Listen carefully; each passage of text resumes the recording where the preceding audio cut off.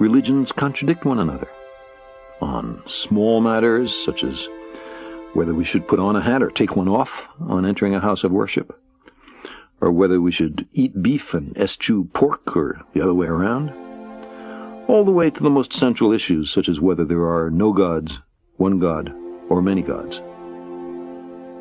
The word God covers an enormous range of different ideas, and you recognize that in the way you phrase the question. Running from an outsized, light-skinned male with a long white beard sitting in a throne in the sky and tallying the fall of every sparrow, for which there is no evidence. To my mind, if anybody has some, I sure would like to see it. To the kind of God that Einstein or Spinoza talked about, which is very close to the sum total of the laws of the universe. Now, it would be crazy